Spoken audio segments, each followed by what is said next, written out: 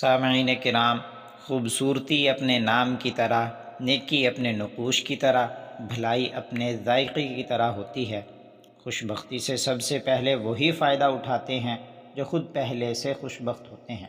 وہ فوری طور پر اپنے ہی دل، ضمیر اور اخلاق میں اس کا پھل ڈھونڈتے ہیں۔ اس کے نتیجے میں ان لوگوں کا شرح صدر ہو جاتا ہے، ان پر سکینہ و سکون اور اطمینان نازل ہوتا ہے۔ جب آپ کو کوئی بھی پریشانی اور دکھ پہنچے تو کسی دوسرے کے ساتھ بھلائی کریں، اس کے ساتھ اچھائی کریں، آپ کو راحت اور سکون محسوس ہوگا۔ کسی محروم شخص کو کچھ عطا کریں، مظلوم کی مدد کریں، مصیبت زدہ کو نجات دلوائیں، بھوکے کو کھانا کھلائیں، مریض کی عیادت کریں۔ آپ کو یہ محسوس ہونے لگے گا کہ آپ کے چاروں اطراف سے خوش بختی آ رہی ہے۔ بھلائی کرنا اس خوشبو کی طرح ہے جو اپنے اٹھانے والے، بیچنے والے اور خریدنے والے سب کو فائدہ پہنچاتی ہے۔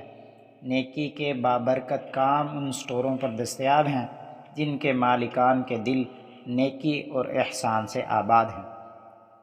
حدیث مبارک میں ہے، وَلَوْ أَن تَلْقَىٰ أَخَاكَ بِوَجْهٍ طَلِيقٍ، کہ اگر تو اپنے بھائی سے خندہ پیشانی سے ملے تو یہ بھی صدقہ ہے۔ تو اس کے مقابلے میں چہرے پر باراں بجانا یہ ایک خطرناک جنگ کا اعلان ہوتا ہے جو کسی بھی وقت چھڑ سکتی ہے۔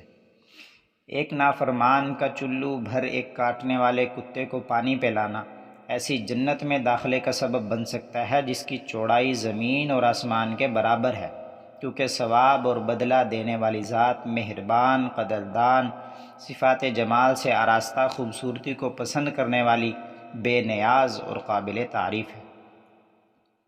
تو اے پریشانیوں اور مصیبتوں میں گھرے ہوئے لوگوں، نیکی کے باغات کی جانب چلو، دوسروں کو ہدیہ کرنے، گفٹ دینے، مہمان نوازی، ہمدردی اور خدمت میں مصروف ہو جاؤ۔